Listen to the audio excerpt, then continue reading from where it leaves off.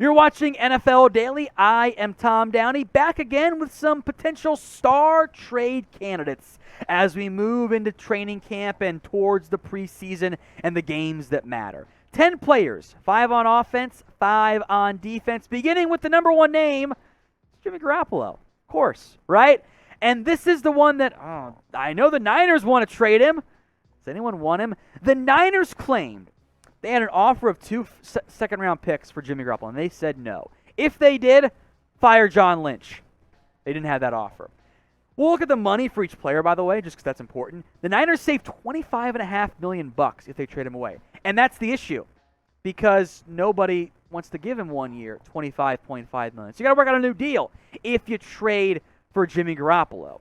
He is a good quarterback, but the Niners had a reason when they gave up so much draft capital to risk it all on Trey Lance, because they didn't think Jimmy G was good enough to get them to the promised land. So make your predictions.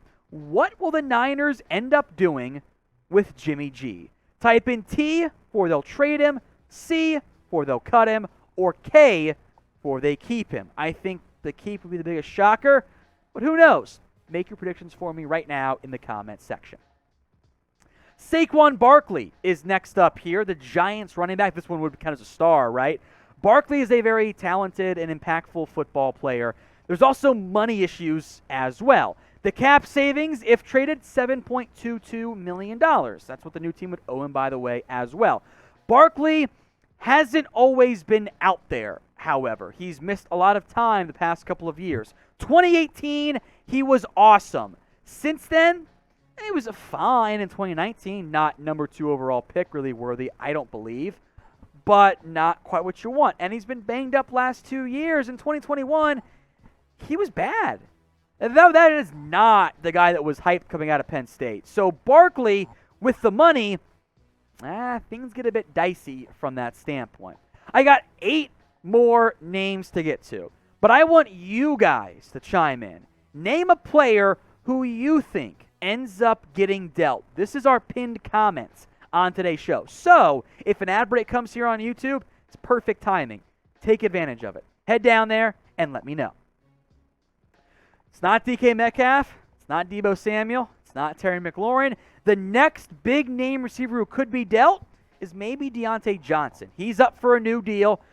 Just like those other guys, Pittsburgh may not want to pay him $20+ million per year, and that could make him a trade chip if they want to go with Chase Claypool and the rest of those talented young receivers, George Pickens, Calvin Austin. Cheap for now, expensive next year. And Johnson's gotten better each and every single year. Is he a true number 1? I don't know. But is he a T.Y. Hilton-esque receiver? I think, yeah. And he's probably at least top 20, 25, whatever it is, among all NFL wideouts. And those guys get paid a lot of money. I think at minimum, he's going to get the DJ Moore contract.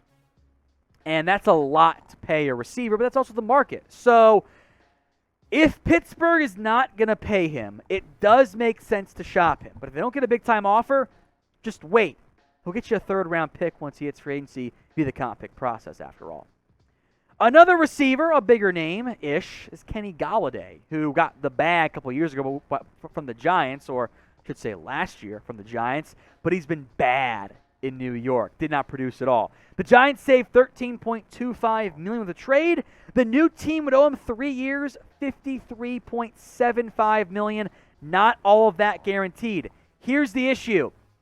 He's been not great for 2 years. Injury's a part of this.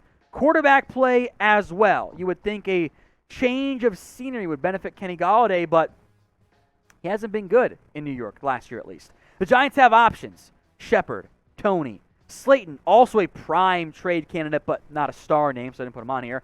Wan'Dale Robinson, some depth pieces as well. It gives you options from that standpoint for the Giants. So, Golladay is a dark horse name, but if they can find a taker, I think they consider it.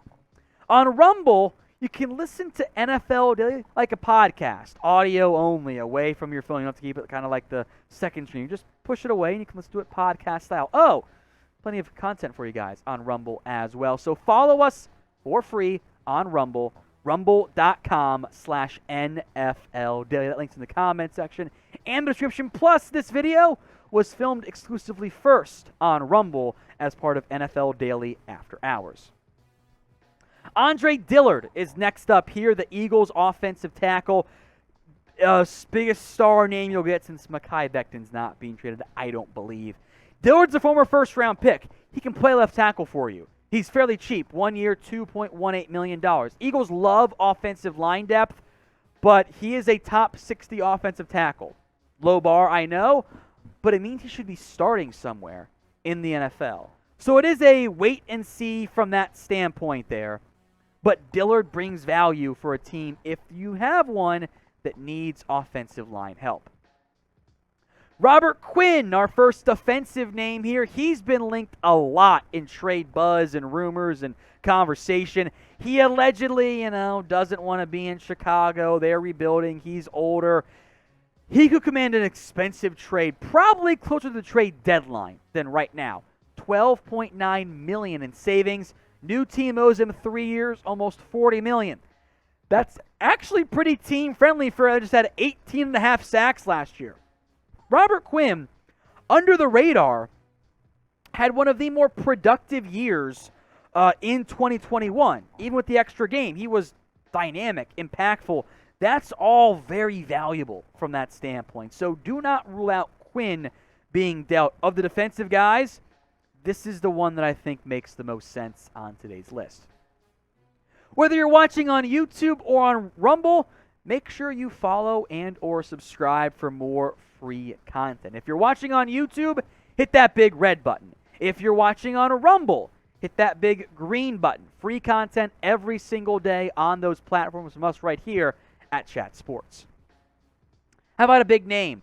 Former top 5 pick Clelin Ferrell, the Raiders defensive end who he just hasn't been good. And the Raiders can't cut him. They save $0 of the $9-ish million salary and guaranteed money if they cut him. They trade him, they save $4.77, which was what the new team would owe him.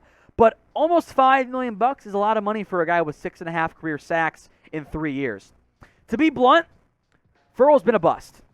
Relative to expectations, draft status, he has not been good enough at all. It's kind of a full stop from that standpoint. So that means the value's low. I think you could get him for a late day 3 pick. Speaking of draft bust, let's have some fun. Name a, probably more recent, but name a draft bust from your favorite team. Drop that name for me in the comments section. Deion Jones in a very unique spot. He, of course, had the shoulder issue, was on PUP to begin camp, and his contract isn't really cuttable. They don't save that much either, but if they trade him, they do save some money. $10.11 million this year, a lot more savings than if they cut him. New contract is roughly 2 years, $30 million. There's some guarantees that are dicey from that standpoint there. But Jones did regress last year. More missed tackles, and frankly, wasn't that great in coverage. That does raise red flags for teams kind of in an awkward spot. I think his time in Atlanta, whether it's this year or next year, is limited.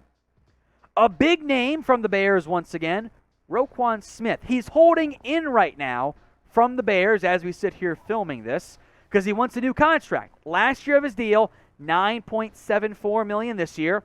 The cost this year for a new team. But if you trade for him, you pay him, and you probably make him one of the highest paid players at linebacker in the NFL. He has been great, even the last 2 years in Chicago. High tackle numbers, great TFL production. I wouldn't call him an elite necessarily coverage guy, but he's not a liability either. And he's so good against the run, that simply makes sense to me. So Roquan deserves to get paid. I bet it's by the Bears. But we're also talking about, and he probably wants $20 million. He probably wants 5 years, $100 million. Because Shaquille Leonard, formerly Darius Leonard, but he wants to go by Shaquille now, so we respect that. He makes $19.7. Roquan wants to top that number, I promise you. So if the Bears don't want to pay it, trade him. You could get, I think, a pretty good value. With that said, I wouldn't trade him. He's good at football. I don't want to trade away good to great football players. So what do you want to do? Would you make Roquan Smith the highest paid linebacker in the NFL? Y for yes or N for no. Our last name is Jessie Bates, the Bengals safety. It's very clear he's not going to get paid by the Bengals. Their offer, guaranteed money-wise, was shockingly low. And honestly, disrespectfully low. Now, he has to play this year on the franchise tag. 1 year, almost $13 million. Next year, when he's extension eligible, he's going to command upwards of $15 million per year and a lot of guaranteed money because he is one of the top young free safeties in the NFL. The pass breakups, interceptions, I know they dipped this past year, but he was still very productive. I am a big fan of Bates. I doubt the Bengals trade him because they want to win games right now, but if he's really taking a hard line and doesn't want to play for them ever again, consider it. You can play Dax Hill and Von Bell as your safeties.